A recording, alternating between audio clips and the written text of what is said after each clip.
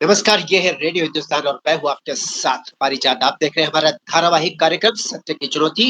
इस चुनौती को स्वीकार करने के लिए विरले ही सामने आते हैं, बहुत सारे लोग पीछे हट जाते हैं क्योंकि सच्चाई के साथ जीवन जीना कई लोगों के लिए बड़ा मुश्किल है।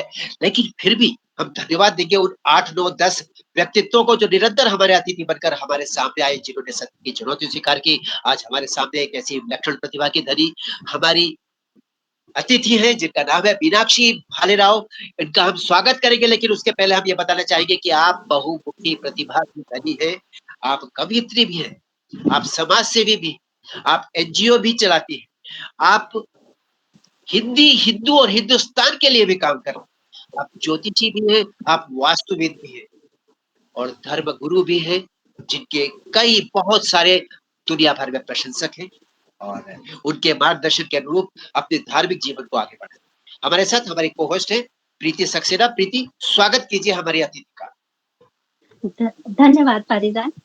मीनाक्षी जी, आपका बहुत बहुत स्वागत है हमारा रेडियो हिंदुस्तान के मंच पर सत्य की चुनौती कार्यक्रम में। मैं मंच को नमन करती हूँ, सर को नमन करती हूँ और आपको भी नमन करती हूँ। मेरा सौभाग्य है कि मैं बार बार आप लोगों से मुलाकात करती हूँ। बहुत बहुत शुक्रिया, बहुत बहुत शुक्रिया। थैंक यू मीनाक्षी जी। पहले हम आपसे ये कहना चाहेंगे कि आज हम 33 क्वेश्चन आपसे पूछेंगे और 10 क्वेश्चन आप ना के रूप में भी जवाब दे सकती हैं और उसका आंसर आप चाहे संक्षिप्त में चाहे विस्तार से जैसे भी आपकी मर्जी हो आप दे सकती हैं। कि आप अपने बारे में कोई भी रोचक तथ्य या अपनी जिंदगी से जुड़ा कोई भी सत्य जो आप सारे दर्शकों को बताना चाहती हैं, कोई भी कहानी, वो प्लीज बताएं हमारे दर्शकों को। कोई ऐसी अद्भुत घटना, कोई विलक्षण घटना जो आपको स्मरण रही, आप हमारे साथ साझा करना चाहें। जी, मैं 2 लाइन से अपनी बात शुरू करूंगी जी। कि मंजर कई देखे हैं हमने, मंजर कई देखे हैं हमने, क्या क्या बयां करे हम। मंजर कई देखे हैं हमने, क्या क्या बयां करे हम। हादसे ही हादसे थे, जख्म भरे नहीं, जख्म मिले हमें। वाह, मंजर कई देखे, क्या क्या बयां करे। जीवन को कुछ पंक्तियों में आपने परिभाषित कर दिया। जी बताइए वो उस घटना के बारे में जो हम आपसे सुनना चाहते हैं। हुआ यूं था कि हमारे यहाँ राजस्थान में छोटे बच्चों का ही शादी वगैरह तय कर देते हैं। मैं 16 साल की थी, मेरी शादी तय हो गई थी, पर जिनसे हुई थी वो बहुत पैसे वाले थे और जब हम पैसे वाले थे तब हुई थी और फिर बाद में परिस्थितियां कुछ बदल गई तो हमारी टूट गई, हमारी सगाई टूट गई।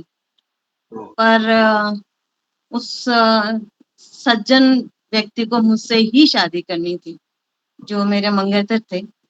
उन्होंने बहुत कोशिश की मनाने की परिवार को, पर नहीं माने।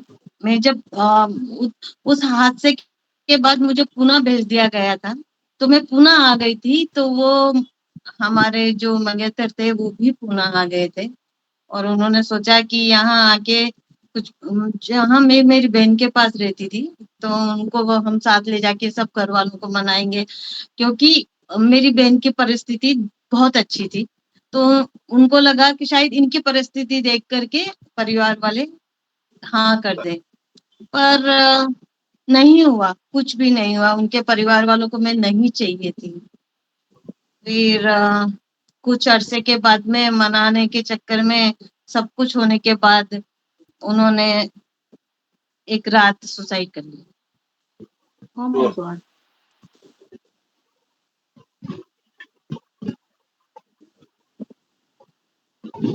कई साल तक वो मेरे आसपास ही मंडराते रहे।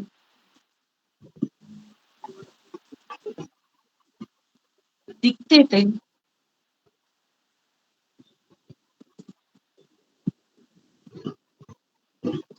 सॉरी है, परिवार को भी दिखते थे।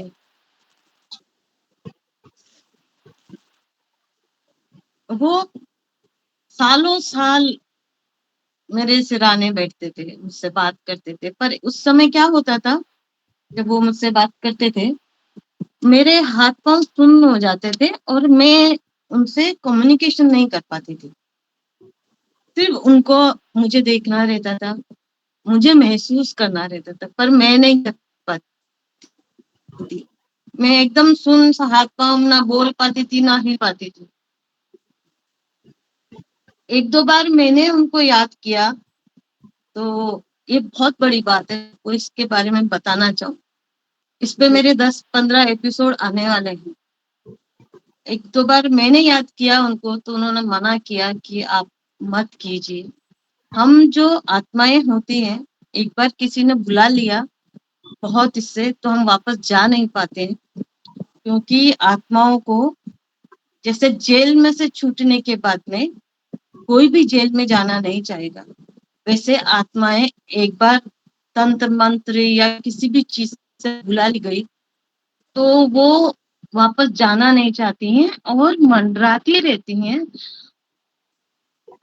खानदान टू खानदान, खानदान टू खानदान, अगर किसी ने उनको, जैसे तंत्र आजकल बहुत चल रहा है कि ये तंत्र कीजिए, ये वो तंत्र कीजिए, आप उसका बुरा कर सकते हो, आप उसका बुरा कर देते हो, उनको बुलाना आसान है।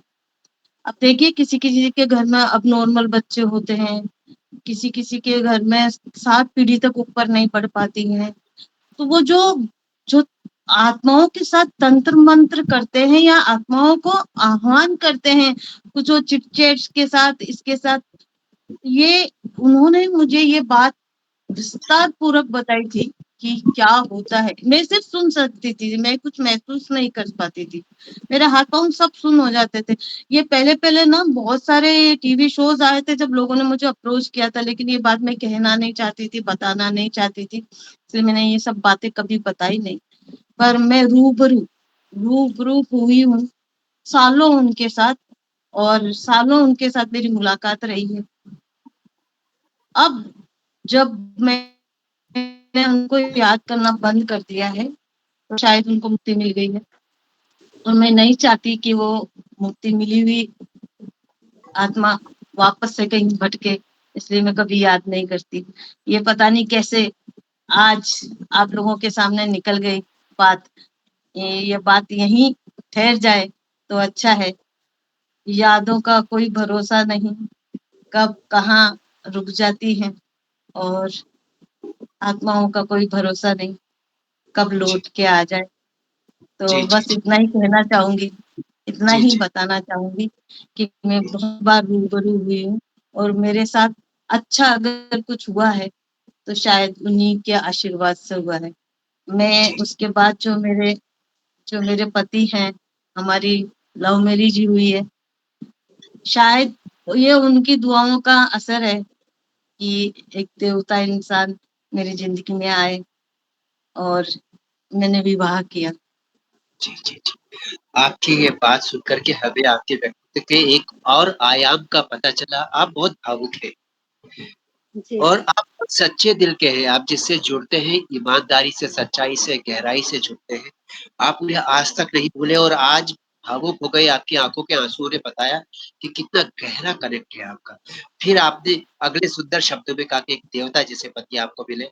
आप वास्तव में एक सहृदय व्यक्तित्व है मीनाक्षी जी। हमारा अगला प्रश्न है आपसे जी, कि आप थोड़ा-सा हम पीछे चलते हैं आपके बचपन की तरफ।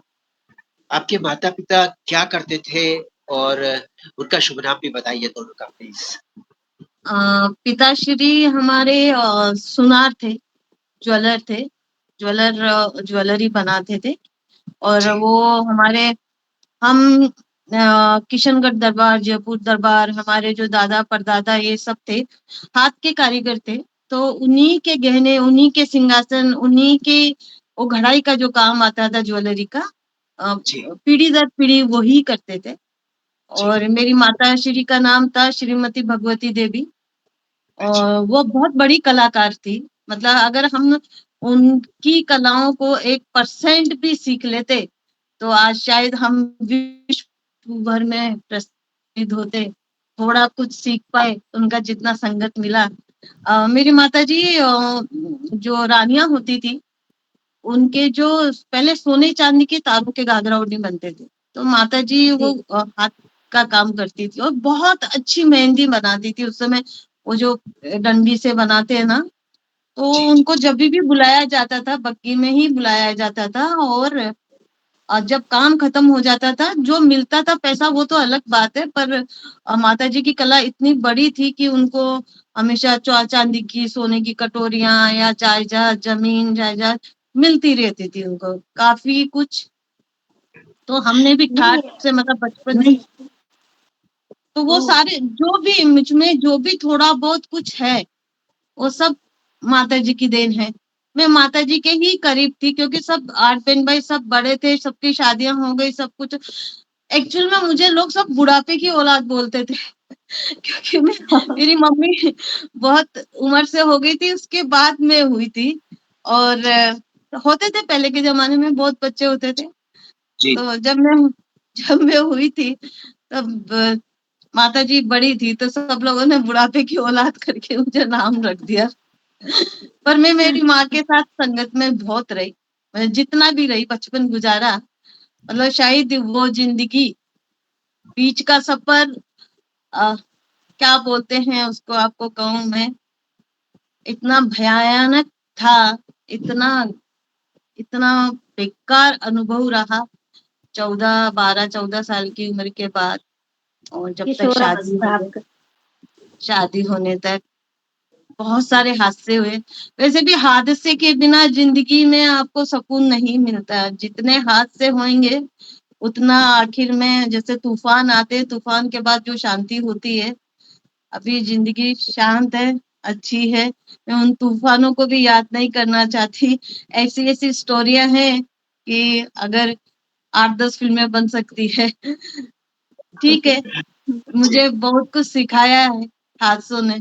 ऐसे बोलते हैं ना कि मासूमियत एक गहना है, मासूमियत एक गहना है, लोग लूट लेते हैं छल कपट से, लोग लूट लेते हैं छल कपट से। तो वो जो मेरी मासूमियत थी, जमाने ने लूट ली और बस खाली कर दिया। दिल के सारे जो जख्म हैं, वो दबे के दबे रह गए। और क्या क्या बताऊं मैं आपको। जी, जी, जी। बस हम यही कहेंगे कि आज लेकिन आप सफल हैं, शांति से जीवन जी रहे हैं और लोगों के लिए प्रेरणा बन रहे हैं। ये बहुत अच्छी स्थिति है। पूछिए, अगला प्रश्न प्रीति आपका है। जी। मीनाक्षी जी, मैं ये पूछना चाहूंगी कि आपका बचपन कैसा था? खुशगवार था? क्या, वैसे तो आपने काफी कुछ बता दिया है, लेकिन फिर भी नहीं मैं जी, पूछना बिल्कुल चाहूंगी। खुशगवार नहीं था, बिल्कुल भी खुशगवार नहीं था। जैसे तैसे हम्म, मुश्किलों से लड़के खड़े हुए और अपनी अपनी तकदीर यानी खुद बना। यानी कि आप याद नहीं करना चाहती हैं अपना बचपन, ऐसा है? और कोई समस्या कोई समस्या जी, हम आगे बढ़ते हैं। बचपन में आप एक सीधी-सादी, चुपचाप रहने वाली लड़की थी या इसके आप विपरीत तेज-तर्रार, खूब बोलने वाली एक लड़की के रूप में जानी जाती? नहीं, तेज तर्रार नहीं थी, बदमाश थी। बदमाश मतलब ऐसे कि एक जगह नहीं बैठती थी। और सबसे बड़ी बात ये थी, पढ़ाई में एकदम नालायक थी। टीचर आती थी टीचर आती थी, मुझे सीधा बाहर खड़ा कर देती थी हाथ ऊपर करके। और होमवर्क कभी करा नहीं। मैं मेरी क्लास की ना थोड़ी इस तरह से इंटेलिजेंट लड़की वैसे थी कि मेरे पास म्यूजिक था, फिर हम लोग गेम्स में या डांस में इसमें बहुत प्राइज जीतती थी। तो मेरी आधी से ज्यादा गलतियां उन सब चीजों के कारण दब जाती थी। जब मैं जीत के आती थी डांस प्रोग्राम से या नाटक से, मैं बहुत अच्छी नाटककार थी। और फिर मैं खुद ही लिखती थी मेरा। और वाह। हम लोग म्यूजिक के स्टूडेंट थे, तो प्रार्थना वगैरह बुलवाते थे, सब करते थे, मतलब छाए रहते थे। पर पढ़ाई के समय जो शून्य थे। हिंदी मीडियम से थे, अंग्रेजी का एबीसी भी हमें बड़ी तकलीफ देता था। तो जब इंग्लिश की टीचर आती थी तो हमारे तो पसीने छूट जाते थे, काम होमवर्क करते नहीं थे, क्योंकि घर पे कोई था नहीं ऐसा बताने वाला कि आप ऐसे कीजिए। सब संघर्ष करे थे, माता पिता के बाद भाइयों ने ही पाल पोस के बड़ा किया। तो ऐसा हुआ कि हमने भी उनको बताया नहीं कि हमें ये प्रॉब्लम है, और वो अपने काम में, कमाने में, करने में, भाई लोग दिक्कतों में थे, उस समय बड़ी दिक्कतों में थे, तो से निकल गए बिना पढ़े। थोड़ा बहुत थोड़ा दिमाग था तो पास होते गए, पास फिर पास होते गए। वो 33 जो मिलते हैं ना लास्ट के, बट स्कूल में नाम बहुत कमाया, बहुत सारी चीजों में नाम बहुत कमाया। जब मैं जीत के आती थी, प्रिंसिपल लोग मुझे गोदी में उठा करके घूमती थी, वाह! तो कहीं ना कहीं कुछ बेनिफिट मिल जाता था। कितने सालों बहुत से बदमाश आपने थी। अपनी ज़िंदगी की कहानी बताई। हाँ, प्लीज़ कहिए, प्लीज़ कहिए। जी, जी। नहीं, मैं कह रही हूँ बहुत बदमाश थी, बहुत बड़ी स्कूल थी, और जैसे ही किसी ने मुझे बुलाया कॉपी के लिए कि भाई जा होमवर्क है, कि तो नीचे से लेके उस लास्ट की बिल्डिंग पे जाके छुप जाती थी, वहां से लोगों को तंग करती थी। प्रार्थना बुलाते समय भी, मतलब वो उस समय वो तकलीफ जो घर पे छोड़ देते थे हम, स्कूल में जाते वापस, सारा एंजॉय हम स्कूल में ही करते थे, सारी बदमाशियां स्कूल में ही करते थे, टेंशन घर पे। स्कूल में तो जैसे वाह हम ही बादशाह है, और हम रहते भी वैसे थे स्कूल में कि हम ही बादशाह है। जितने भी पैसे मिलते थे खुद खाया नहीं खाया दोस्तों को खिलाते थे, क्योंकि हमारा नाम होगा। हम हमारे नाम के लिए बचपन से बड़े स्ट्रगल में रहे कि नहीं, हम इन दोस्त, और है ना, यहाँ पे हाथ में एक रुमाल बांध के इसमें से पैसे निकाल के, नीचे से सॉक्स में से पैसे निकाल के, ऐसे चाहे 4 आने हो ऐसे दिखाते थे जैसे कि हमारे 4 आने नहीं है, ये हमारे 4,000 रुपए है। इस तरह की मेंटेलिटी थी। जी। तो हम आपके शुरुआती दौर की बात कर रहे हैं। आपके बचपन में क्या करना आपको पसंद था? आपकी हॉबीज़ क्या थी? कुछ अगर आपको याद आता है तो प्लीज़ बताइए? हाँ जी, मुझे याद नहीं, बड़ा बहुत बड़ी बातें याद है, क्योंकि मैं, हमारे यहाँ राजस्थान में ना एक सत्यनारायण का जो दिन होता है, पूर्णिमा होती है, तब ना हर पूर्णिमा को सत्यनारायण की पूजा होती है। मुझे पूजा में बहुत रुचि थी, और हर सत्यनारायण का जहाँ पे भी आसपास में जो भी पूजा होती थी या सत्यनारायण की कथा होती थी, लोग मुझे बुलाते थे, मैं बहुत नृत्य करती थी, बहुत करती थी। फिर जैसे जैसे मुझे सत्यनारायण की पूजा के बारे में पता चला, तो मैं फिर बहुत आध्यात्मिक में चली गई मैं उस समय। मेरी ओह! शैतानियां छूट गई। हाँ, और मैं गुरुवार का व्रत करती थी, और ज्यादा बड़ी नहीं थी मैं, 14 साल की रही होंगी, गुरुवार का व्रत करती थी, और चने की दाल और केवल हल्दी का दूध पीती थी दिन भर। और वो शायद यही मेरी मेरी भक्ति भगवान को पसंद आई, कि मैं आज जो भी कर रही हूँ वो श्री हरि के नाम पे ही कर रही हूँ।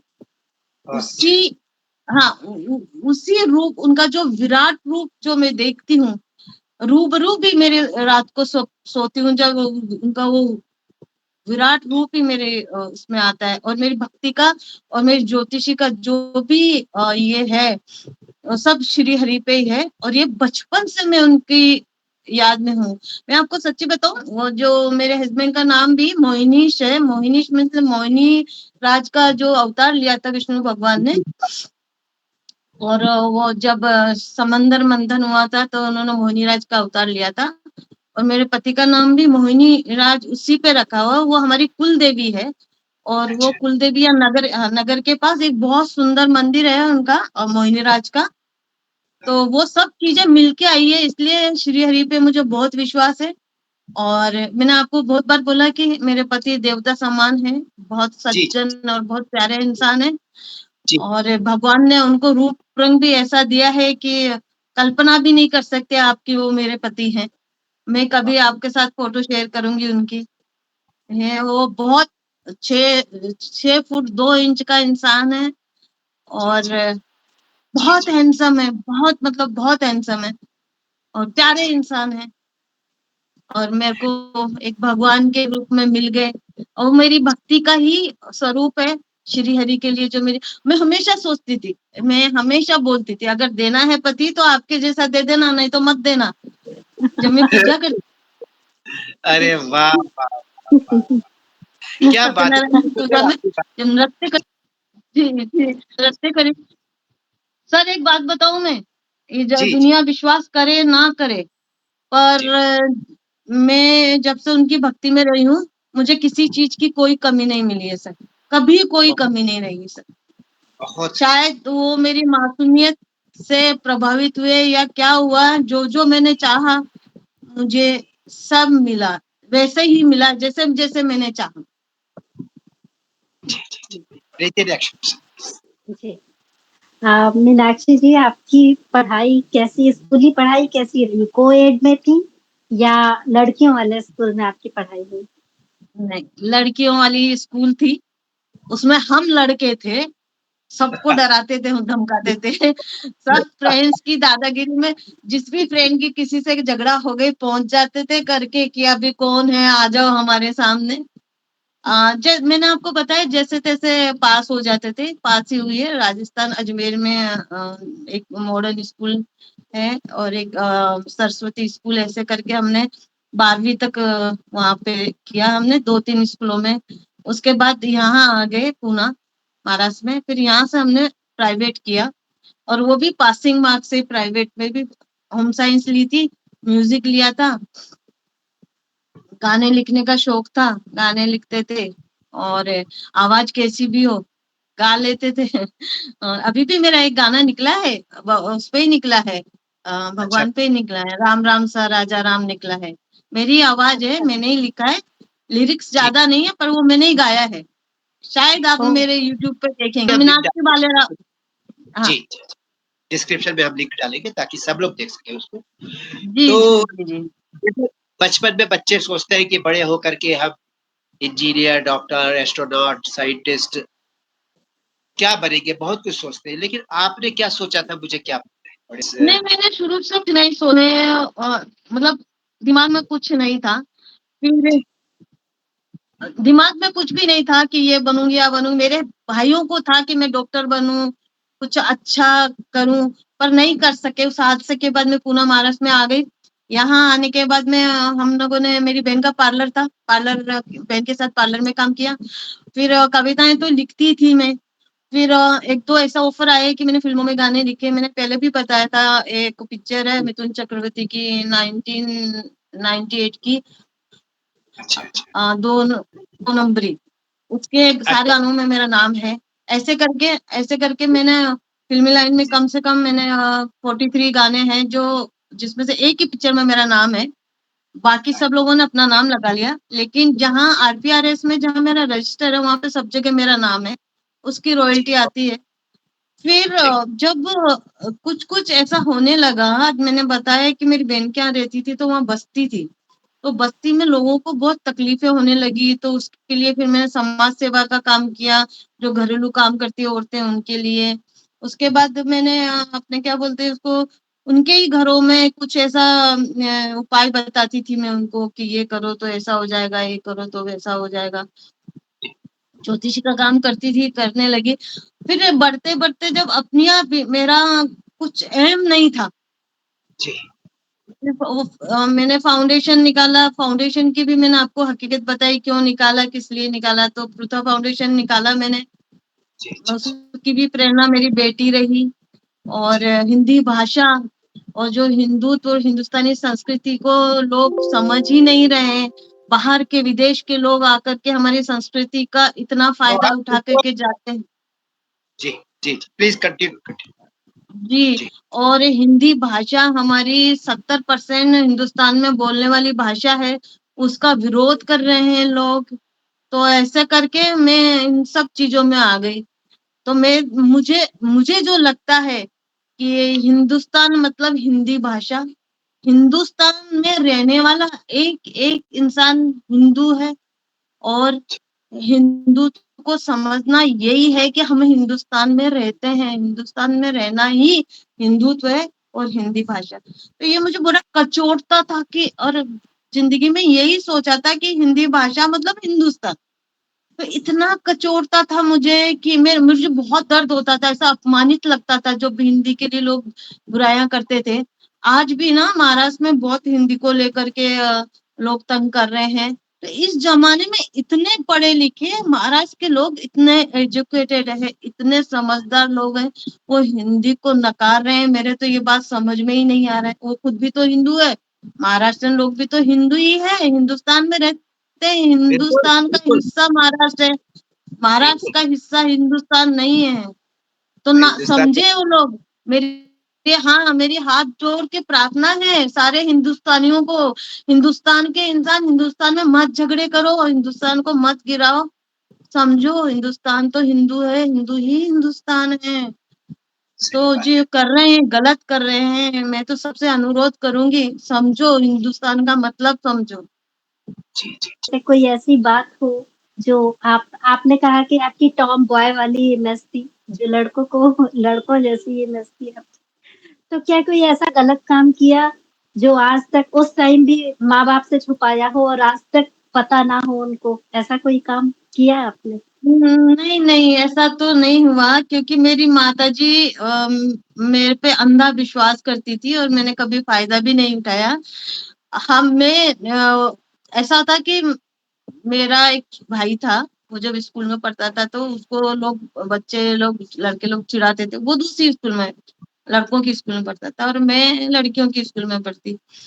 तो उनकी स्कूल में जाकर के वो पहले कैसे पिक्चरों में डिशुम डिशुम करके ऐसे आवाज आती थी, ऐसा झगड़ा होता था। जी। तो उन बच्चों को डराने के लिए, उनको मारने के लिए मैं ऐसे ही फाइट करती थी कि मुंह से आवाज निकालती थी डिशुम और मुक्का दिखाती थी, लाइक ना। तो ऐसी टॉम बॉय थी। पर जी, जी। ऐसा कुछ ये नहीं किया मैं। जी, जी सर, मैंने इस तरह की बहुत बदमाशियाँ की थी। मुझे ऐसा लगता था कि मतलब मैं दुनिया को सुधार दूँगी। जो किसी को परेशान करते हैं ना, मुझे उनसे बड़ी चिढ़ होती थी।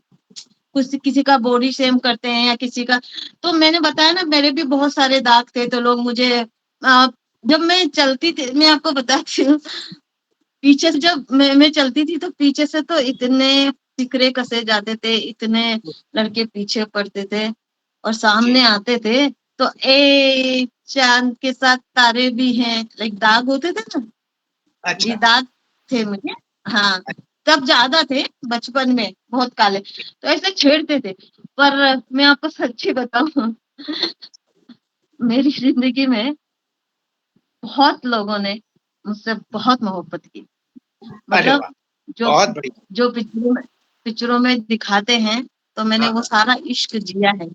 ऐसा इश्क जिया है कि शायद बहुत बेहतरीन सुंदर-सुंदर इंसानों ने ऐसा इश्क नहीं जिया होगा। ऐसा इश्क जिया है जिसको जिसको जीने के लिए लोग सपने देखते हैं। तो मतलब उस समय भी मुझे इन सब चीज़ की कभी कोई कमी नहीं। शायद भगवान की दया से शुक्र अच्छा था। हाँ, शुक्र। जी, बहुत जी। जी, जी। जी, बहुत बहुत रोमांटिक पर्सनैलिटी थी। निकल जाते थे तो लोग मीलों-मीलों दूर हमारे पीछे घूमते थे। बहुत जी, कुछ देखा, पर जी। हमने बहुत जिससे हाँ, हाँ। कहिए, किया, कहिए। जो जी, जो जो जो इश्क सच में करना चाहिए। आज 32 साल हो गए मेरे पति के साथ जुड़ के। जी, जी। तो उनके साथ भी हम 8 साल, हमारा 8 साल अफेयर रहा। उन्होंने मुझे परखा अच्छी से, बहुत अच्छे से। और उस ज़माने में जब हम मिले थे ना, तब ये सब चीज़ें नहीं थी। ये इस तरह का जो गली कूचे में लड़ने वाला रोमांस नहीं था। और सात्विक होता था और जी, बहुत जी। ही आदर पूर्वक होता था। तो जी, जी, ओ जी। उनको जैसी चाहिए थी घरेलू, ऐसी, तब मैं घरेलू ही हो गई थी। टॉमबॉय की निकल गई थी। एकड़ी-वेकड़ी सब निकल गई थी। क्योंकि जब आप अपने घर से छोड़ के दूसरी जगह पे आते हो, दूसरों के घर में रहते हो आप, तो आपको अपना सम्मान खुद बनाना पड़ता है। तो मैंने जी, वो मेरा बिल्कुल। सम्मान बनाने के लिए सारी एकड़ियाँ छोड़ दी मैंने। और इनके साथ 8 साल हमारा अच्छा सा ये रहा, दोस्ताना रहा। फिर जी, जी, इन्होंने प्रपोज़ किया। जब मेरी शादी की बातें चलने लगी तो इन्होंने मुझे प्रपोज़ किया। मेरे इधर भी इनके पेरेंट्स को नहीं इनके पेरेंट्स को नहीं चाहिए थी मैं, क्योंकि वो महाराष्ट्रन है और मैं राजस्थान से थी। उनको जॉब वाली चाहिए थी, बट जो होना होता है वो होके रहता है। और शायद ये मेरे बहुत कहीं के पुण्यों का काम है। मैं आपको बार बार कहूंगी कि ये कहीं तो किसी बड़े पुण्य का काम है कि आज मैं जिस इंसान के साथ हूँ, शायद हजारों लाखों लोगों को ऐसा पति नहीं मिलता है। तो मेरी जिंदगी में कोई कमी नहीं है। हमने बचपन से बात शुरू की है, बचपन से हम आगे बढ़ रहे हैं, फिर आपका यौवन आता है, फिर उसके बाद आज का जीवन आता है। तो बचपन में आपकी सहेलियां ज्यादा बनती थी कि आपके दोस्त ज्यादा बनते थे? जैसे आपने नहीं बताया दो, आपका मैग्नेटिक पर्सनालिटी था, लोग बहुत आकर्षित होते थे, बहुत जी आकर्षित जी होते थे और जी, आपको बहुत सारा प्यार मिला। हाँ नहीं दोस्त थे, लेकिन हम भाइयों के इसमें बड़े हुए ना, तो दोस्त वैसे ही होते थे जैसे सादे साधारण दोस्त होते हैं। जी भाइयों ने कभी रोक टोक नहीं किया, लेकिन जी दोस्त भी होते थे तो घर पे ही आते थे हमारे भाइयों के फैमिली के साथ। फैमिली में ही हम लोग उठते बैठते थे। पर मेरी लड़कियों से कम बनती है, अभी भी औरतों से कम बनती है। मतलब गॉसिप और एक दूसरे को नीचे गिराने की आदत जितनी औरतों में है किसी में नहीं। एक बार को मैं आपको सच्ची बताऊं, मैं इतना काम किया है, मैंने इतना 32 साल, लेकिन मैंने देखा है औरतें इतना धोखा देती हैं, इतना झूठ बोलती है। मेरे मुंह पे बोलेंगी, मेरे मतलब मेरी ही बात नहीं, किसी के मुंह पे बोलेंगी वाह वाह वाह, और जैसे ही वो गई उसके बारे में इतनी इतनी खराब गॉसिप करती हैं कि बस पूछो मत। मैं आप लोग मेरे इस पे यूट्यूब वगैरह पे कहीं पे भी देखेंगे ना, इतने लोगों के औरतों के बीच में मैं रही हूँ। लेकिन जय जय राम जी की जैसा काम है वैसा करके मेरी कोई ज्यादा दोस्त नहीं है। 3 ही दोस्त बनाई थी मैंने पुणे में आने के बाद, अच्छी वाली। अब है है कुछ ही के साथ टाइम स्पेंड कर लेती हूँ, किसी के साथ काम कर लेती हूँ, किसी के बाकी नहीं। ठीक क्योंकि है। देखो मैं आपको एक बात बताऊं प्रीति जी, जी कभी भी जिंदगी में आप सोचिए, ससुराल में ननद, सासू, देवरानी, जेठानी यही तकलीफ देती है। ना ससुर ज्यादा बीच में बोलता है, ना देवर बोलता है, कोई नहीं बोलता है। दहेज भी, अगर दहेज भी मांगती हैं तो औरतों की डिमांड होती है। आदमी लोग कभी इतना नहीं करते हैं, औरतें सासुएं, और पोता भी चाहिए तो सासू को ही चाहिए होता है ससुर से ज्यादा। ये जो जी औरतें हैं ना, जब तक ये अपने दिमाग को ना, ये कितनी भी उन्नति कर ले, अगर 10% औरतें उन्नति कर लेती हैं तो वो जो 90% औरतें ना कभी सुधरेगी नहीं। मैं साफ कह रही हूँ आपको, मैं भी औरत हूँ। मैं औरत होके, हाँ, औरत के लिए आपको बोल रही हूँ। यूट्यूब पे मेरा एक छोटा सा गाना भी मिल जाएगा, ये ऐसा करके है कि अरे रे रे रे, अरे रे रे रे, आजकल की अबला नारी, आजकल की अबला नारी कहाँ लगती है वो बेचारी, माँ की गाली बाप की गाली जब देती है लगे मवाली। ऐसा पूरा एक गाना है। बिल्कुल मैं सही, औरतों के बिल्कुल। पक्ष में कहूँ। जी, जी, बड़ा क्या बात है, मैं गहरा जरूर सुनूंगी। अगला मैं प्रश्न आपका। बिल्कुल सहमत हूँ आपसे, जी, मैं जी, बिल्कुल इत्तेफाक रखती हूँ आपसे। जी, जी। जी मीनाक्षी जी, क्या स्कूल जी। के दिनों में आपको अपने क्लासमेट, जूनियर, सीनियर या पड़ोस के किसी से प्यार हुआ था क्या? नहीं, मुझे तो देखिए, मैंने आपको पहले भी बताया, बहुत सारे सज्जन बच्चे थे जो मुझे प्रेम करते थे। बट जब मैंने बताया ना कि वो उनके साथ ऐसा हो गया था, तो ऐसा हिम्मत नहीं हुई। चाहता तो हर कोई है, अगर 10 पीछे पड़ते तो उनमें से कोई अच्छा लग भी जाता है, लगे, मुझे भी लगे। लेकिन अ, देखिए, जब पिताजी होते हैं, जब इतना दबाव नहीं होता है। लेकिन मेरे भाइयों ने मुझे इतने प्रेम से, इतने प्यार से पाला था, तो शायद मेरे पिताजी भी होते ना, इतने प्रेम और प्यार से नहीं पालते। तो मैं उनकी समाज में कुछ अपमान ना हो, इसलिए मैंने अपने कदमों को आगे बढ़ने नहीं दिया। जी, जी, जी। पत्र आते थे चुपके से, क्या क्या होता था, ये सब हुआ है। और मैं सच्ची बताऊं, मैं इसको अपने आप को धन्य भी मानती हूँ, क्योंकि लोग जब ऐसी चीजों से अधूरेपन से अधूरे रहते हैं तब वो अपनी गृहस्थी को पूरी तरह से जी नहीं पाते हैं। मैंने सब जिया है, इसलिए मैं अपनी गृहस्थी में एकदम से हर चीज से भरी हुई हूँ, तो मुझे बाहर झांकने की भी जरूरत नहीं पड़ती है, सोचने की भी जरूरत नहीं पड़ती है। जो बचपन की तकलीफें थी, जो जवानी के मजे थे, सारे जीते हैं ना अपन उस समय, बिल्कुल, भाव बिल्कुल। होते हैं, भावनाएं होती है, सब कुछ देखा है, ठाट से देखा है, मजे से देखा है, पर कभी उस तरीके से कदम नहीं बढ़ाए। हम कोविड में तो थे नहीं, पर जब निकलते थे रास्ते से, तो जो स्कूल कॉलेज के या लेके लोग थे, हमारा तो कंपटीशन होता था जी, ये तेरे को देखेगा कि मेरे को देखेगा ऐसा कंपटीशन होता था। नोटंकी तो थी, बहुत नौटंकी बहुत थी हमारी, बहुत ऐसे ऐसे पैसे वाले घर की लड़कियां थी, इतनी सुंदर सुंदर लड़कियां थी, बट हमारे जो ठसके थे हमारे ही थे।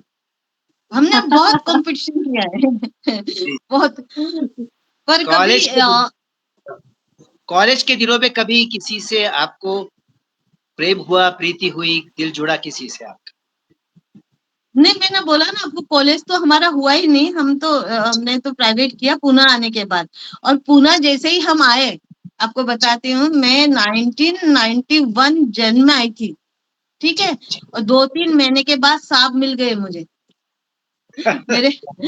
हाँ, तो उन्हीं के साथ दोस्ती जी, हुई, उन्हीं के साथ इश्क हुआ, उन्हीं के साथ सब कुछ हुआ। 8 साल बहुत कम नहीं होते, 8 साल बहुत होते हैं। तो हमने सब बिल्कुल। तरह की जिंदगी जी है, इश्क वाली जी है, हाँ, सब घूमे फिरे हैं। मेरे घर पे क्योंकि बहन के यहाँ रहती थी तो थोड़ा बंदिश था, काम, सारा काम वाम करके जाते थे, पर मेरे परिवार को मुझ पे बहुत विश्वास था, तो कोई दिक्कत नहीं आई। मेरी बहन थी, तो मेरी बहन मेरी माँ के समान ही थी, तो उन्होंने कहा कि कहीं ना कहीं तो आपको करना ही है, वहां जाओगी आप, वापस से घूंघट निकाल के और मारवाड़ियों में घुस जाओगी, यहाँ आई हो तो आप जो हो रहा है अच्छा होने दो, कोई बात नहीं है। तो वो जब, हाँ, जब आप आपके घर में रहते हो ना, तब आप अगाऊपना, मतलब आप कुछ अ, अपने लिमिट से बाहर या अपने दायरे से बाहर जा सकते हो, लेकिन जब आप किसी और के घर में रह रहे हो तो आपको दायरा संभालना पड़ता है। और वो दायरा संभालने के कारण ही मुझे मेरी बहन ने सहयोग किया, और उनके सहयोग से ही हमारी शादी हुई। वो जी, नहीं जी। है, कोरोना में वो, हाँ जी, कोरोना में उनका देहांत हो गया, पर जी, जी, यहाँ जी। वो मेरी माँ ही थी जी। उन्होंने उतना प्रेम दिया, मेरे पति को भी उतना प्रेम आदर दिया उन्होंने, तो मैं उनके लिए आभारी। धन्यवाद बहुत देना चाहूंगी जी। जो भी हुआ अच्छा हुआ, उन्हीं के कारण हुआ। जी, जी, जी। प्रीति, अगला प्रश्न। जी। जी, मीनाक्षी जी, क्या किसी कारणवश आपने किसी को प्रेम में धोखा दिया? प्रेम में मैंने बहुत धोखे दिए। धोखे से मतलब ऐसे नहीं कि कोई कहता था, हाँ, कोई बोलता था ऐसे वैसे वैसे, तो मैं 2-4 महीने घुमाती थी आराम से, मतलब कुछ जवाब नहीं देती थी। 2-3 महीने आराम से, हाँ हाँ। और उसके बाद एक ही मेरा उत्तर होता था, भाई मेरे भाई के पास जा, मेरा भाई कहेगा तो करेंगे। पर मुझे करनी ही नहीं थी, क्योंकि मैंने सर को पहले भी बताया था कि मेरी बहन के साथ जो हादसे हुए, मुझे शादी में कोई रुचि ही नहीं थी, मुझे करना ही नहीं था। मुझे देश सेवा, समाज सेवा, मुझे सबसे बड़ी देश की मैं गई भी थी पुलिस में, ट्रेनिंग देने के लिए गई थी, लेकिन मेरी हाइट कम थी तो रिजेक्ट हो गई। मेरी हाइट 5 ही है। तो और एक वो बाधा दौड़ होती है ना, बाधा दौड़, वो जी, पूरी नहीं कर पाई, इसलिए वो पुलिस पुलिस में भर्ती नहीं हो पाई। मैं पहले वो 10वीं पास को भी पुलिस में ले लेते थे उस जमाने में, अच्छा, तो हाँ, और फिर जब ऐसे लोग मेरे पीछे पड़ते थे तो मैं फिर उनको कह देती थी जय जय राम जी के भाई साहब, अभी घर वाले मना करेंगे। बस ये धोखे ही होते, किसी को लटका के छोड़ दो। पर वो उस समय वो मजा ही अच्छा आता था, मालूम है क्या? अरे पीछे घूम रहे हैं, अरे लेटर दे भेज रहे हैं किसी के साथ, ये हो रहा है वो ये एकदम धोखा कम मासूमियत था। ये धोखा कम शर्माया नहीं सेलिब्रेट जाता था। इसमें किसी को हाँ, नुकसान पहुँचाने इसमें का वही इरादा नहीं था। ये नहीं, हँसी वो मज़ाक सब पूरा नहीं। जी, तो सेलिब्रिटी की फीलिंग आती है, जी, सेलिब्रिटी की फीलिंग आती है। और ये हमें अच्छा लग हाँ, रहा है ना, बात जवाब दे रही है ना, और कितना साफ बस मेरी ना एक आदत थी, शुरू से मैं सलवार कुर्ते ही पहनती थी। और सलवार कुर्ते में ना चुन्नी भी ऐसी लहराती हुई चलती थी, और हील पहन के वो जो चलते थे पीछे, जो टक टक टक वो चुन्नी कहीं उड़ रही है, और हमारे बाल कहीं उड़ रहे हैं, तो लोगों को उस जमाने में लोगों को बड़ा अट्रैक्शन रहता था इन सब चीजों का। और हमें लगता था कि हम वो पिक्चर की, जो पुराने जमाने की पिक्चर की हीरोइनें होती है ना, वो जो उड़ाती करती, हम वैसे ही हम जानबूझ के, मतलब हम इम्प्रेस थे उनसे, तो मैं ऐसे ही करती थी। वो चुन्नी को ऐसे लटका के और ऐसे ही आराम से घूमती थी, तो बड़ा मजा आता था वो। मैं कभी भूल नहीं सकती वो सब। जी, जी, जी, प्यार की दुनिया में जो आपको सबसे ज़्यादा प्यार देने वाले इंसान थे आपके पतिदेव, कैसे मुलाकात हुई आपकी उनसे? ये किस्मत का दिलाना था या आपकी कोशिश थी या नहीं, परिस्थितियों से हुआ? जी, जी, मेरी कोशिश भी नहीं थी, मुझे करना भी नहीं था, और मुझे इश्क भी नहीं करना था। बात ऐसे हुई थी कि मेरी बहन क्या रहती थी, तो मेरी बहन का ना बंगला था, और वो ना पास में सिम्बोसिस कॉलेज है, तो वो पीजी रखती थी। तो सिम्बोसिस की एक लड़की जो इनकी क्लासमेट थी, और उस लड़की का बर्थडे मेरी बहन के पीजी में मना रहे थे। तो अच्छा, उनको, उन दोनों को कहीं जाना था, मेरे हस्बैंड को और उस मेरी फ्रेंड, मतलब वो जो पीजी थी। तो उन्होंने क्या बोला कि चलो पहले हम उसका विश कर देते हैं, उसको बर्थडे विश कर देते हैं मॉर्निंग, फिर हम वहां से वहीं के वहीं निकल जाएंगे हम लोग। तो वो मेरी बहन के पीजी में जिस जिस लड़की का हम बर्थडे मना रहे थे, उस बर्थडे में शामिल होने आए थे, और मैं भी थी। मैं आपको एक यहाँ पे एक बात बताऊं, ये एक बहुत गहरी और अजीब बात है। उस समय ना पूजा भट्ट की पिक्चर आई थी, पापा या समथिंग, कुछ तो भी डैडी या समथिंग। तो उसमें पूजा भट्ट ने ना ऐसा, मैं नई नई आई थी और कपड़े पहन, पहले मैं सलवार कुर्ते पहनती थी, फिर यहाँ आके थोड़ा सा फैशन बदला। तो वो एक मीडी थी, तो उस मीडी को इसका गला इतना बड़ा था। तो मेरे हिसाब से मैंने कुछ गंदा नहीं किया था कुछ भी। तो जब पहली बार मेरे हस्बैंड ने मुझे ऐसा पसंद किया, या उस समय देखा, तो उनको लगा कि मैं ऐसे चालू लड़की हूँ, या ऐसे ही आ जाऊंगी कपड़ों के हिसाब से, उनके इसमें आ जाऊंगी समथिंग, वो उन्होंने मुझे बाद में बताया। फिर वहां पे उन्होंने मेरे को मतलब देखा करा, ये वो हुआ। फिर ये मैंने एक गाना सुनाया था उस पार्टी में। ऐसा ही मौसम था, बरसात का मौसम था। तो मैंने कुछ इस तरह से सुनाया था कि बरखा तो बरसे, दिल मोरा तरसे, आई ये कैसी बहार रे, पिया मिलन की आस रे। ये बहुत पुराना गाना मैंने लिखा हुआ। तो उनको लगा कि मैं इस तरह से जाहिर कर रही हूँ कि मुझे कोई चाहिए। जी, जी, हाँ, तो वो मैं थोड़ा सा 4 लाइन आपको गा के भी सुनाती हूँ, देखो ना। बिल्कुल सुनाइए। जी, बरखा तो बरसे, दिल मोरा तरसे, बरखा तो बरसे, आई ये कैसी बहार रे, सावन की पहली फुहार रे, आई ये कैसी, आई ये कैसी बहार रे, पिया मिलन की आस रे। दोनों चीज का कॉम्बिनेशन था। क्या एक बात तो मैंने छोटे ऐसे कपड़े पहन रखे थे, एक में पिया मिलन की आस है, तो उनके है। मन में कुछ दूसरा ही आ गया अच्छा, कि अच्छा। जी। फिर एक महीने कुछ भी नहीं पहले ऐसा मोबाइल होता नहीं था, फोन होता था तो घर में लैंडलाइन होती थी, तो वो शायद छटपटा रहे थे। वो जो फ्रेंड थी वो रोज मुझे आके बोलती थी कि अरे उसने आपके लिए ऐसा किया, आप उनको अच्छी लगी, ये करी वो करी। फिर एक दिन उन्होंने नंबर मांगा था मेरी फ्रेंड से, उन्होंने फोन किया, मेरे को ध्यान भी नहीं था फोन क्या, भूल गई थी मैं। फिर फोन किया तो दीदी ने उठाया, मेरी बहन ने उठाया, तो फिर उन्होंने बताया कि मैं ऐसे ऐसे बर्थडे में आया था, मुझे मीनू से मिलना है। तभी से उन्होंने मीनू ही शुरू कर दिया था मुझे कहना। फिर दीदी ने बोला जा बेटा मिल ले एक बार। अरे मैंने कहा क्या दीदी क्या करूंगी मिल करके, आपको तो मालूम है जो भाई कहेंगे वही करेंगे। फिर मेरे को तो इनको भी मैंने ऐसे ही बोला था कि देखिए मैं मिल तो रही हूँ, लेकिन आगे का बात कुछ सोचिएगा मत। मैं मेरी बहन क्या रहती हूँ, मेरी लिमिटेशन है, और मेरे को शादी वादी में कोई रुचि नहीं है, ना दोस्ती में। हाँ मैं गांव से आई हुई हूँ, ये सब हमारे यहाँ ना चलता था ना चलता है ऐसा करके।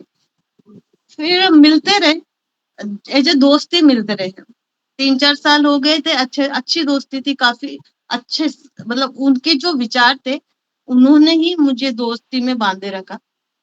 जैसे आजकल के लड़के होते हैं या उस समय भी लड़के होते थे, कुछ ऐसा नहीं था जो मतलब जो नहीं होना चाहिए। फिर क्या हुआ, फिर मेरी शादी की बातें चलने लगी, उम्र हो गई थी, शादी की बातें चलने लगी। जब शादी की बातें चलने लगी तब उन्होंने मुझे प्रपोज किया कि मैं नहीं रह सकता आपके बिना, मुझे आपसे शादी करनी है। पर फिर वही हो गया कि दीदी ने बोला ठीक है करते हैं, बात करते हैं इनके परिवार से। फिर इनके परिवार ने ना बोल दिया। आप विश्वास करो कि मेरी 3 बार शादी हुई है। ओह! 3 अच्छा। बार? एक ही व्यक्ति से, मैं बताती हूँ आपको। आपके साथ भले जीवन में तो बेइज्जती हो जाए हुई है। जी, तो कमाल। उनके घर वालों ने ना एक तरह से मना ही कर दिया था। फिर ये पीछे पड़े रहे, तो मेरी बहन ने बोला भाई मुझे तुम्हारा भरोसा नहीं है, तुम रजिस्टर कर लो, पहले रजिस्टर शादी करके रख दो, फिर तुमको लगे तुम्हारे घर वाले जब माने तब तुम धूमधाम से शादी करनी। रजिस्टर हो गया। फिर कहाँ रहे ये, इनका कहाँ मन माने। फिर हम घूमने गए महाबलेश्वर में, वहां हमने मंदिर में शादी कर ली। फिर जब इनके पेरेंट्स माने, बहुत धूमधाम से शादी कराई मेरी बहन ने, हमने की।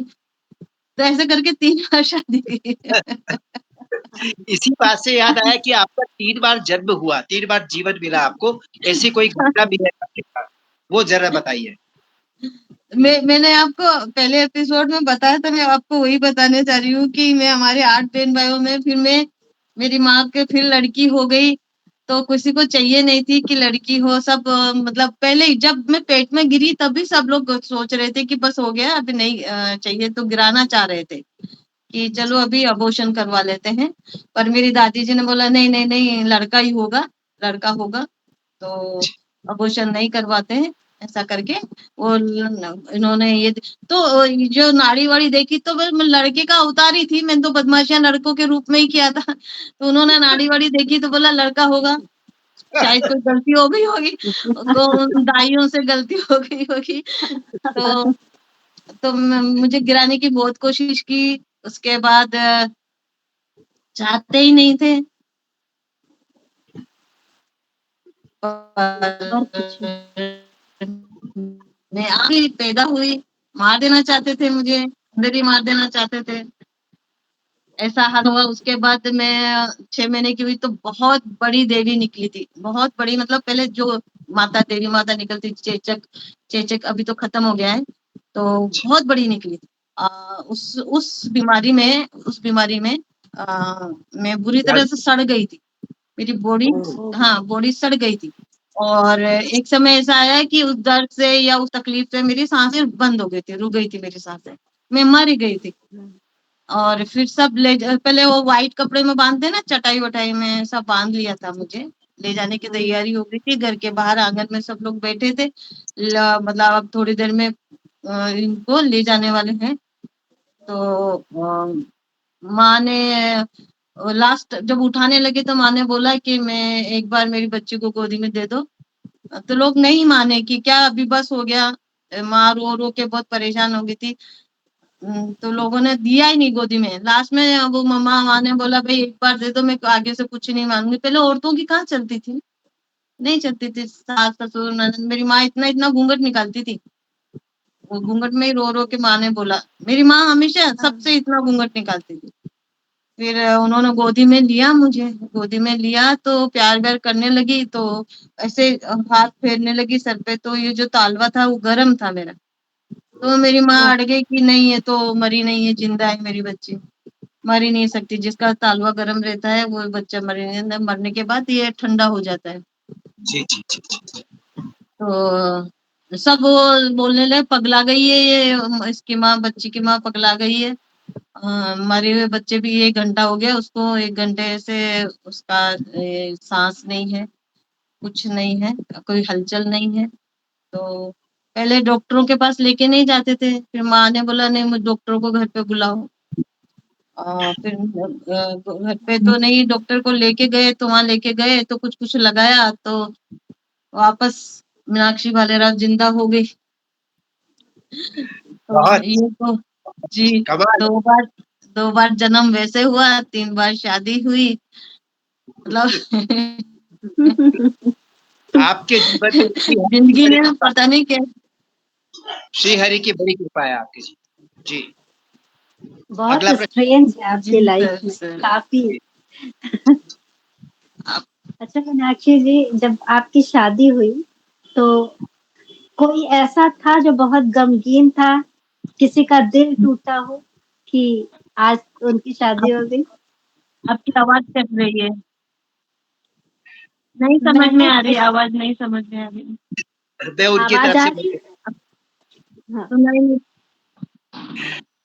प्रीति ने पूछा कि जब आपकी शादी हुई तो उस दिन आपकी सिटी में या दुनिया में कहीं कोई दुखी था, रो रहा था, गमगीन था कि आपकी शादी हो गई, किसी का दिल टूट गया, ऐसी कोई स्थिति बनी थी? मेरे मेरे पति को धमकियां मिली थी कि ये हमारी है, अगर तूने शादी करी तो तेरे को जान से मार देंगे। ओहो। महाराष्ट्र में, पूना में।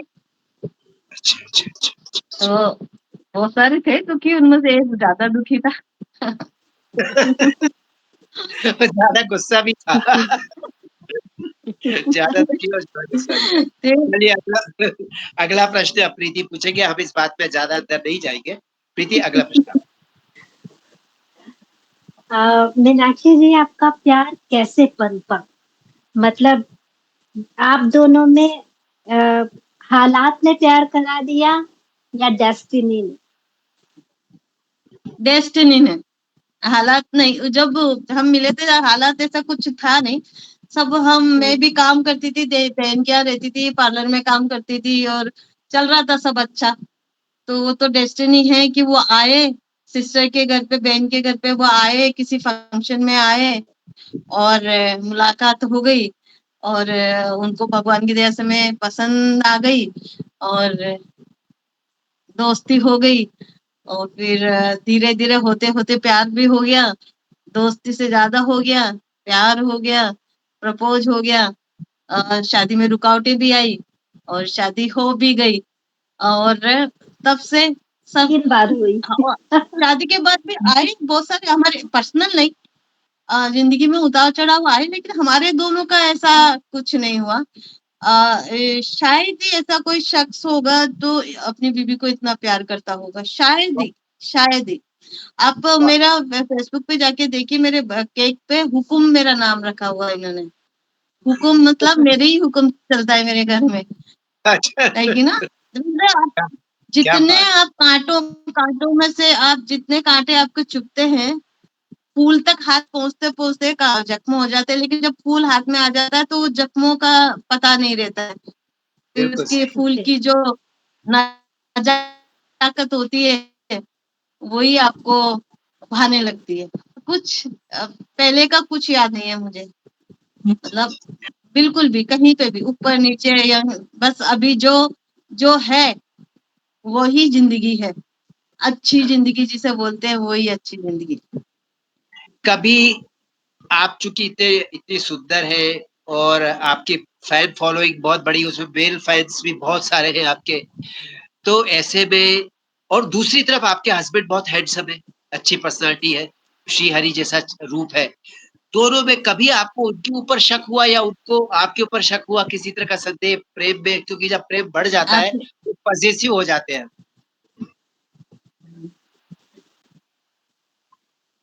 हाँ, बहुत होते। पहले के जमाने में क्या होता था, ये फोन नहीं था, व्हाट्सएप नहीं था, कुछ नहीं था, तो मुझे फैन मेल आती थी। बहुत फैन मेल आती थी, उसमें लव लेटर भी होते थे, सब कुछ होता, कम से कम बोरी भर भर के मुझे फैन मेल आती थी। बहुत बुक्स में मेरी कविताएं छपती थी। मैं कभी भेजूंगी आपको सबकी कटिंग। तो बहुत फैन मेल आती थी, फिर इनको बहुत बुरा लगता था, उन्होंने सब जला दिए एक बार मेरी सारे के सारे फैन मेल। कम से कम मैं आपको क्या कह रही हूँ, 3-4 हजार फैन मेल थी मेरे, सब इन्होंने जला दिए। और तब वो लोग गिफ्ट भी भेजते थे। अब पत्रिकाओं में कविताएं छपती थी, तो फिर कुछ सालों के बाद फिर मैंने बंद कर दिया। मतलब वो अपनी गृहस्थी में इसमें इसमें लग गई। और इनके ऊपर तो मैं पहले तो मुझे बहुत होता था, शक भी होता था, लड़कियां मरती थी मेरे सामने भी इनके ऊपर पर ठीक है, मुझे अच्छा भी लगता था कि इनके ऊपर मरती है लड़कियां। मैं मतलब मैं अपने आप को प्राउड करती थी, वाह मुझे ऐसा इसमें मिला है कि लोग देखते हैं उनको दी बदल के। हाँ, पर उन्होंने ऐसा कुछ किया नहीं कि बहुत बहुत जी जी जी बहुत जी। उनके पीछे। वो हमारे घर की गली में घुसते थे ना, तो हाँ, उस नुक्कड़ से लेके उस तक लड़कियां बाहर निकल के उनको देखने के लिए उस इंतजार करती थी, वो उससे निकलेगा से। जी जी। अगला प्रश्न दीदी। आप दोनों में से एक कौन ज्यादा लड़की आ प्यार गई थी, करता था? और बड़ा हाँ, मुझे बड़ा कठिन, बड़ा बेटा बेटी की जी जी, बड़ा कठिन प्रश्न पूछ रहे इसकी तो तुलना नहीं कर सकते। जी जी। मैं कहूंगी मैं ज्यादा प्यार करती हूँ, वो कहेंगे और मेरे हिसाब से वो ज्यादा प्यार करते हैं। सच्चाई तो ये वो बहुत ज्यादा प्यार करते हैं। मैं तो करती हूँ, लेकिन मेरा प्यार बड़ी बेटी के साथ, क्योंकि मेरी बेटी भी उतनी प्यारी है। तो आज भी कोई बात होती है तो मैं उनको झूठवाटी से ही मैं कहती हूँ, बेटा मैं तेरे को ज्यादा जी, जी। प्यार करती हूँ डैडी से। बड़ा फिर वो सुंदर कहते उत्तर हैं कि दिया नहीं गुड्डू, सामने माँ ऐसे ही कह रही है, वो ज्यादा प्यार नहीं करती। जी। बहुत ये बहुत चलता अच्छा रहता है उत्तर हमारे घर में। है। आप अपनी बेटी को हाँ अपने जी, जैसा बनाना चाहती थी या आपने उसको स्वतंत्रता दी कि वो जैसा चाहे वैसा करें, आप उनका समर्थन करेंगी? हाँ जी, हाँ जी। जी, अपनी बेटी नहीं को नहीं, आप मैं नहीं चाहती। मैं चाहती हूँ वो एकदम परिंदे की जैसे उड़ती रहे आसमान में, लेकिन वो मेरी जैसी ही बन गई है घरेलू घर में। और काम काज नहीं करवाती मैं उससे ज्यादा। नहीं, काम काज नहीं करवाती मैं उसको। आता सब कुछ है, लेकिन वो तो किचन में ही घुसी रहे या तू ये ऐसा कर। हमारे जमाने में हम नौकरी नहीं करते थे, बच्चे आजकल नौकरी करती है, सुबह 11 बजे जाती है, रात को 11 बजे आती है। क्या एक्सपेक्ट करेंगे? हमने पढ़े लिखे नहीं ज्यादा, हम बाहर नौकरी करते तो शायद हम भी नहीं करते घर में इतना काम। मैं चाहती हूँ परिंदे की जैसे उड़े रहे, खाए पिए मजे करे। और शादी तो सबकी होनी है आखिर में। फिर फिलहाल नहीं करना चाहती मैं उसको, जब तक वो 28-30 साल की नहीं हो जाए, जब तक वो मैच्योर खुद ना कह दे हाँ बस अब मुझे गृहस्थी में घुसना है। क्योंकि बाद में फिर बच्चे एक बार गृहस्थी में घुस जाते हैं तो फिर वो गृहस्थी निभाते हैं, पर कहीं कुछ छूट गया बच्चों के साथ तो वो मन में आधी ख्वाहिशें रह जाती है, हमने ये जी, नहीं किया हमने। पर मेरी बच्ची अच्छी संस्कारी लड़की है, कोई प्रॉब्लम नहीं है। मैं तो चाहती हूँ वो कोई ढूंढ ले अच्छा सा, तो हम आपको कोई प्रॉब्लम नहीं है। जैसे हमने भी लव मैरिज की है, तो ऐसा कोई बंधन नहीं है। तो प्रीति अभी तो आपका जी, उन्होंने एमकॉम आप किया है, कह अभी रही हैं। एमबीए करेगी। जी, 2 साल कंटिन्यू एमबीए में आप। लग जाएगा, उसके बाद जी, जी। एमकॉम किया है, अभी 2 साल बाद उनका कोर्स पूरा हो जाएगा, फिर वो नहीं, आगे के हाँ, हाँ, अभी एमकॉम किया है, एमबीए कर रही है, अभी फॉर्म भरा है उसने। उसके बाद 1-2 साल मजे करे, शादी करे ना करे पर कमाए खाए अच्छे से, जो इसकी इच्छा है कहाँ घूमना है, विदेश घूमना है, कहाँ है, घूम के आए, उसके बाद शादी करे और गृहस्थी निभाए। करे तो गृहस्थी निभाए बरोबर, नहीं तो करे ना। ठीक जो है जी। आजकल ये हर छोटी छोटी बातों पे तलाक हो रहे हैं, ये हो रहे हैं, उससे तो अच्छा है कि आप पहले मैच्योर हो जाओ, आप बिल्कुल। निभाने जैसे हो जाओ, उसके बाद शादी करो। हाँ, लोग प्रीति आपको पूछते हैं मुझे। भगवान भगवान उसे सफल बनाए, बहुत सारा प्यार दे।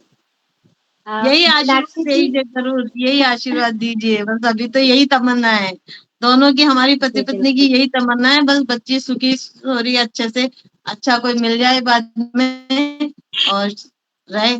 हमारे लिए तो वही है, अभी पूरी दुनिया वही है, और जो भी कुछ है उसी का है, लेकिन वो अपने तरीके से लाइफ को बनाए बस। ठीक है। अगला प्रश्न जी प्रीति आप कुछ।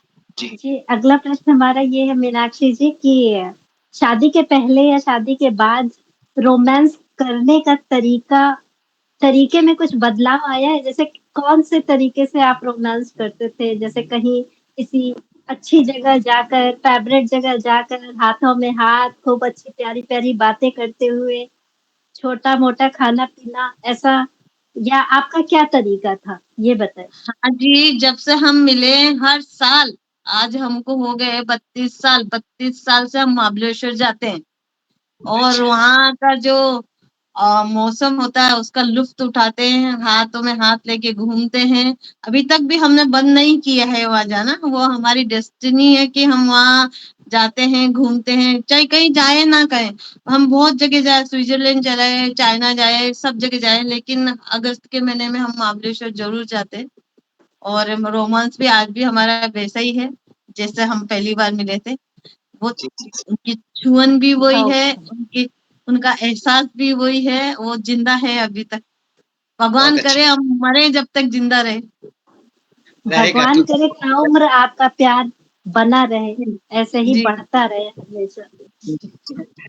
प्रीति जी, सॉरी प्रीति जी कह रहा हूँ, मीनाक्षी जी, आपका एक एनजीओ है, हिंदी, जी हिंदू और हिंदुस्तान को समर्थन देने वाला, उसके लिए काम करने वाला पिता फाउंडेशन है। पिता फाउंडेशन को जब आपने प्रारंभ किया, आपको धमकियां भी मिली, आपको रोकने की कोशिश की गई। कुछ थोड़ा-सा अनुभव उसके बारे में बताएँ हमें संक्षेप में। हाँ जी, मारने के लिए लोग आ गए थे जी हमको। तो पहले तो क्या होता था कि आपको फ़ोन वगैरह कुछ होते नहीं थे, तो फ़ोन वगैरह पे तो धमकियाँ नहीं मिलती थी। बाद में मेरे को 8-10 साल पहले फ़ोन पे भी धमकियाँ मिली महाराष्ट्र में। तो मैं जब निकलती थी ना, जब मैं लोगों को बोलती थी कि पुणे में आने के बाद कि हिंदी में बात करते हैं, हिंदी में बात करो, हिंदुस्तान है, हिंदू हैं हम सब। तो कुछ लोग तो कुछ नहीं बोलते थे, लेकिन जो कट्टरवादी लोग होते थे ना, अ, रास्ते में जाते समय पत्थर भी मारे मुझे। ओहो! और हाँ, इंतज़ार करते रहते थे कि कब आए। जी, जी। हम लोग, मैं कवि सम्मेलन में जाती थी, फिर मैंने कवि सम्मेलन में बंद कर दिया जाना, थोड़ा डर से भी बंद कर दिया। फिर यहाँ पे भी एक संस्था थी हिंदी आंदोलन करके, उनके साथ 10 साल काम किया। और उसके बाद मतलब मैं वो थोड़ा-सा अकेले से डर गई थी, अकेलेपन से। तो फिर जी, जी। लोगों के साथ काम किया, ग्रुप में काम किया। उसके बाद मतलब थोड़े दिन बंद ही कर दिया था, क्योंकि पास से निकल के रहते उन लोग उनमें से धमकियाँ देते थे कि महाराष्ट्र में रह कर के हिंदी के लिए काम करे, तुला सांगू का, तुला दाखवू का, तुला तुला असं करू का, तुला जान से मारून देईल। ऐसे-ऐसे लोग मराठी में धमकियाँ देते थे। फिर बहन के यहाँ रहती थी, तो बहन ने बोला कि फालतू में कोई मुसीबत हो जाती, उनके भी बच्चे थे, छोटे बच्चे थे।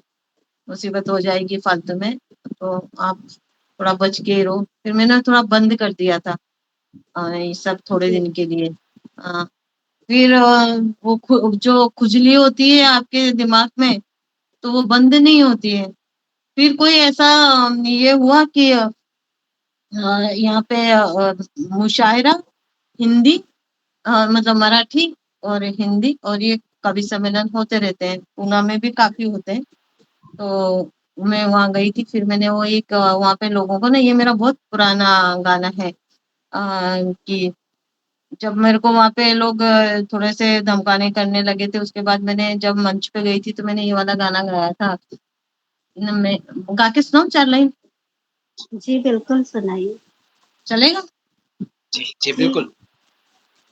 न मैं हिंदू की बेटी हूँ, न मुसलमान की जाई हूँ, न मैं हिंदू की बेटी हूँ, न मुसलमान की जाई हूँ। हिंदुस्तान है मेरा वतन, मैं हिंदुस्तान की बेटी हूँ। मैं राजस्थान में जन्मी, मुझे महाराष्ट्र ने पाला। मैं राजस्थान में जन्मी, मुझे महाराष्ट्र ने पाला। उठाकर चूम लेती हूँ, उठाकर चूम लेती हूँ, धरा से थोड़ी सी मिट्टी। उठाकर चूम लेती हूँ, धरा से थोड़ी सी मिट्टी।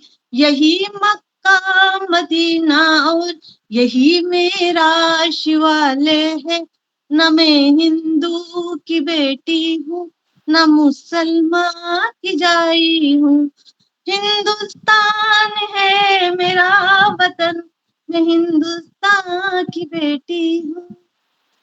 बहुत सुंदर, बहुत बढ़िया, बहुत बहुत सुंदर, बहुत प्यारा, बहुत जी। अच्छा गाया आप। और क्या आप लाइन्स बिल्कुल है, जबरदस्त। मैं आपको उससे पहले 2 लाइन और सुना दूं क्या? ये बिल्कुल सुनाइए। कि कौन कहता है कि चंद गंवार लोगों की भाषा है भाषा हिंदी। कौन कहता है कि चंद गंवार लोगों की भाषा है भाषा हिंदी। हिंदुस्तान के सरजमी का ताज है भाषा हिंदी। हिंदुस्तान के सरजमी का ताज है भाषा हिंदी। बहुत सुंदर। जी, जी, बहुत बढ़िया। जी, आप आप एक ज्योतिषाचार्य हैं, तो आप प्लीज उसके बारे में भी मुझे, हम सबको, हमारे दर्शकों को बताइए प्लीज, कि कैसे आपका रुझान उस तरफ मुड़ा और आप क्या, मतलब क्या देख पाती हैं, क्या कैसे करती हैं उसको? हाँ, मैंने सीख तो ये बचपन से लिया था, लेकिन तब इतना उसका बिल्कुल। मतलब मेरे को जी, जी, माता जी से बचपन में ही सीख लिया था मैंने, पर मेरे को इतना मतलब उसके ऊपर ऐसे रुझान नहीं था। पर जैसे जैसे हादसे होते गए ना अ, मेरी लाइफ में, उन हादसों को ठीक करने के लिए मैं वो जो ज्ञान मैंने बचपन में पाया था, फिर उसकी पढ़ाई करने लगी, फिर उसके बारे में जानने लगी, फिर लोगों का भला करने लगी। जी, अ, अभी ऐसे कम से कम 1000-2000 लोग होंगे जिनका मेरे पे इतना विश्वास है कि वो जब भी चाहे मैं ये करती हूँ, ज्योतिषी का इलाज करती हूँ। पर ये ज्योतिषी भी एक ऐसी चीज है, अगर सामने वाले को विश्वास है तो आप ज्यादा उनका भला कर सकते हैं। आपके ऊपर कोई विश्वास करे, जी, और जी, भगवान की दया से लोगों ने मेरे पे विश्वास किया है। और ये जो नाभि वास्तु शास्त्र है, जिस दिन लोग जानेंगे ना, उस दिन सारे शास्त्र ना खत्म हो जाएंगे, सिर्फ नाभि वास्तु शास्त्र ही रहेगा, क्योंकि वो हमारा मुख्य बिंदु है। मुख्य जी, बिंदु से जो हमारी पृथ्वी है गोल है, वैसे ही नाभि जो वास्तुशास्त्र है उसका मुख्य पार्ट है। लोगों ने इसके ऊपर रिसर्च करना चाहिए और इसको अपनाना चाहिए। गरीब से गरीब, अमीर से अमीर आदमी इसको मतलब कम पैसे में ज्यादा फायदेमंद हो सकता है। हम बोलते हैं कि लोग ऐसा बोलते हैं कि आप इस कोने में ये रखिए, इस कोने में ये रखिए, उस कोने में ये रखिए, पर कोई भी कोने को हम बैलेंस नहीं कर सकते। लेकिन अपने मध्य भाग को, जैसे हमारी नाड़ी सरक जाती है, अगर हमारी नाभि की कोई नस इधर उधर सरक जाती है तो सारी व्यवस्था बिगड़ जाती है शरीर का। और देखिए हमारे नाभि भी ना बीच में है, हमारे शरीर के बीच का भाग है नाभि। वैसे ही हमारी पृथ्वी गोल है, और हमारी पृथ्वी का जो बैलेंस है वो श्री हरि की नाभि से निकले हुए ब्रह्मा जी ने इसकी पृथ्वी की उत्पत्ति की है। तो वो जो नाभि वास्तु शास्त्र है दुनिया का सबसे बेहतरीन और पुराना शास्त्र है। लोगों ने इसको बताया नहीं है, लोगों ने इसको समझा नहीं है। जब हम नाभि से अपने शारीरिक तकलीफों से निजात पा सकते हैं। नाभि से हम ज्योतिष शास्त्र देखते हैं, ज्योतिषी भी नाभि से देखी जाती है। तो वास्तु शास्त्र कितना कारीगर होगा, कितना फायदेमंद होगा, ये जब लोग जानेंगे ना तो छोड़ेंगे नहीं इस बात को, मतलब अपनाएंगे। बहुत गहराई है इसके अंदर। और ये जो नाभि वास्तु शास्त्र के लिए लोग इतना हंगामा करेंगे ना, मैं आपको बता नहीं सकती। लोगों तक अभी बात पहुंची नहीं है। मैं फिल्मों के मुहूर्त पे भी जाती हूँ, मुहूर्त भी निकाल देती हूँ, सब करती हूँ मैं। तो जो लोग इसमें मीडिया में काम करना चाहते हैं उनके लिए भी बहुत कुछ है मेरे पास। मेरे 2 वीडियो आए भी हैं उसपे। 1-2 अभी बन पड़े हैं कि हीरो हीरोइन को उनको कैसे पूजा करनी चाहिए, क्या, सब अलग है। मेरा सारा जो ज्योतिषी है वो एकदम अलग है। वो सारा श्री हरि की जो घटनाएं हैं, जो छोटी-छोटी, जैसे मेरा अभी एक वीडियो निकला है कि जो क्रिकेटर है, जो वॉलीबॉल खेलते हैं, उनको किसकी पूजा करनी चाहिए और क्यों करनी चाहिए। तो आप देखिए, वो कृष्ण भगवान जब नदी किनारे एक बॉल से खेल रहे थे और वो शेष नाग जी ने, वो नाग, कालिया नाग जी ने वो बॉल जो समुद्र में गिर जाती है और वो देते नहीं है, पर कैसे भी करके और कृष्ण भगवान अपनी बॉल लेके आते हैं। तो जो बॉल खेलते हैं, वॉलीबॉल खेलते हैं, क्रिकेट खेलते हैं, उन्हें श्री हरि की, कृष्ण भगवान की उस लीला की पूजा करना चाहिए भगवान विष्णु के साथ, कि वो कालिया नाग को हरा के अपनी बॉल लेके आए। तो वो जो घटना है वो सब इसीलिए ही घटित हुआ है। उनकी हर घटना के पीछे एक तत्व, एक ज्ञान था। तो आप श्री हरि के साथ उस रूप की पूजा कीजिए जब वो खेल रहे थे और वो इतने बड़े विरोधी को हरा के अपनी बॉल लेके आए। तो आप सोचो, जो क्रिकेटर और जो वॉलीबॉल वाले हैं उनकी पूजा करेंगे तो उनको कितनी आसानी हो जाएगी अपने विरोधियों से जीतने में। कितना उनको, मतलब इतना संघर्ष नहीं करना पड़ेगा, क्योंकि हर रूप के पीछे, उनकी हर घटना के पीछे एक ना एक मकसद है। वास्तविक के तौर पर आप क्या बताना चाहेंगे, लक्ष्मी माँ की प्रसन्नता के लिए हमें क्या करना चाहिए? देखिए, माँ लक्ष्मी वहीं विराजमान रहेगी जहाँ पे उनके पतिदेव श्री हरि की पूजा की जाएगी। मैं आपको एक बहुत अच्छा उपाय बताती हूँ।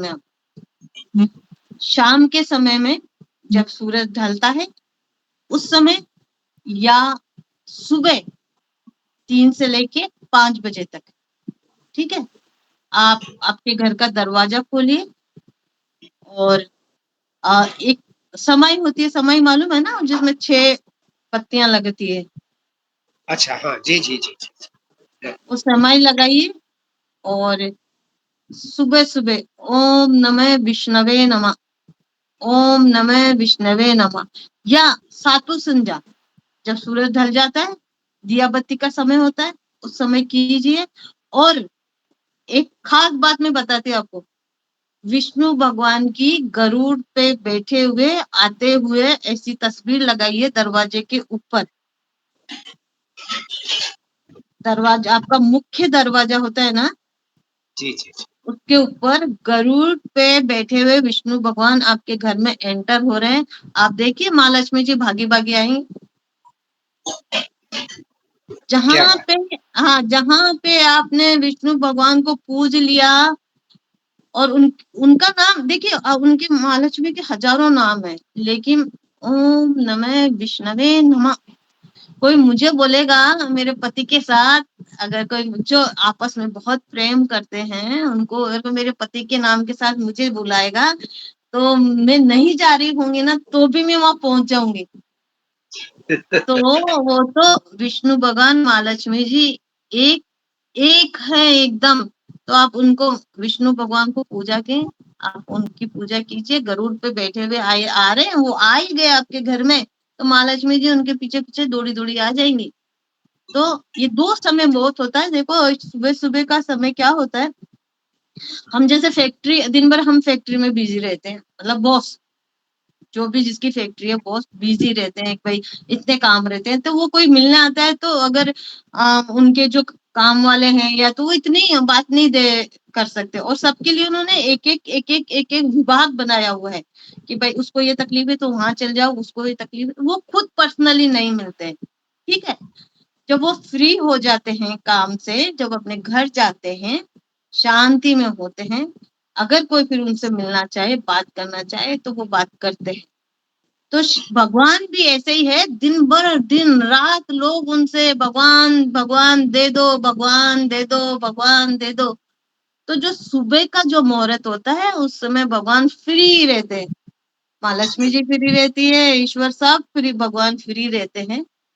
और 3 और 5 बजे के बीच में वो सब दुनिया में विचरण करते हुए घूमते हैं कि कौन सुबह सुबह उनकी पूजा कर रहा है, कौन उनके बारे में मतलब किसको क्या जरूरत है।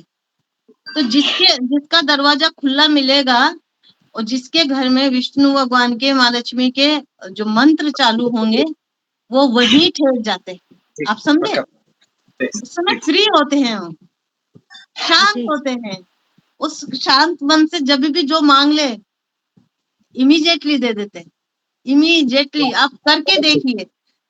आप सुबह जल्दी नहीं उठ सकते, कोई बात नहीं, शाम का समय जब होता है उस समय करिए, फ्री हो जाते हैं, तब आपकी सारी मनोकामनाएं पूर्ण होगी। ये मेरा दावा है, और ये मेरा दावा हाँ, बोलिए। जी नहीं, जी मैं जी, कह आप रही हूँ, ये मेरा दावा है जी। कि जो मांगोगे उस समय वो सब मिलेगा। दुनिया पर दरवाजा भी खुला छोड़िए, दरवाजे के पास बैठ करके। आज आपसे जो चर्चा हुई मीनाक्षी जी, उससे बहुत उपयोगी बातें, बहुत महत्वपूर्ण बातें सामने आई, जो हमारे दर्शकों को बहुत लाभ पहुंचाएगी। आज का हमारा जो ये पूरा एपिसोड रहा, हमारे दर्शक उसके जज है, वो अपनी टिप्पणियों में बताएंगे कि वो कितना उन्होंने आपको सच माना। हमें तो लगता है कि आप सच है। चाहता तो मैं चाहती हूँ लोग सीढ़ी से ही शुरुआत करें, ऊंचाई पे पहुंचेंगे। और मैं दावा करती हूँ, मैं वादा करती हूँ सबसे कि जितना मुझसे हो सकेगा सबको ऊंचाई पे पहुंचाने का मैं अपना कर्तव्य निभाऊंगी। ये मेरी इच्छाएं हैं। आपकी इच्छा पूर्ण हो, ईश्वर से हम कामना करते हैं आपकी सारी मनोकामनाएं पूर्ण हो और आपके माध्यम से दुनिया के लोगों को बहुत लाभ पहुंचे। ये भी हमारी कामना है। आज के इस सेशन में आप आई, आपने समय दिया, इतने सुंदर उत्तर दिए, कई बहुत उपयोगी बातें भी आपने बताई, इसके लिए आपको धन्यवाद। और आप समाहार कीजिए अंतिम पंक्ति जी बोलकर, प्रीति। जी, मीनाक्षी जी बहुत आपका धन्यवाद। आपके सारे उत्तर ने हमारे दर्शकों को तो अभी पता चलेगा, लेकिन हम लोगों को बहुत संतुष्ट किया है, बहुत सच्चाई नजर आई है। और मैं अपने दर्शकों से कहना चाहूंगी कि जो हमारे दर्शक हैं, अगर इसमें पार्टिसिपेट करना चाहें तो वो बिल्कुल कर सकते हैं, जहां कहीं भी हो वो वहां से कर सकते हैं, किसी भी कोने से। ये ऑनलाइन हमारा प्रोग्राम है, इसमें आराम से कहीं से भी। हमारा जो एड्रेस है, व्हाट्सएप नंबर है, ये डिस्क्रिप्शन बॉक्स में दिया जा रहा है स्क्रीन पे, उसको फॉलो कीजिए। और अच्छा लगे तो प्लीज कमेंट भी कीजिए, और आप जरूर आइए, आपका बहुत बहुत स्वागत है।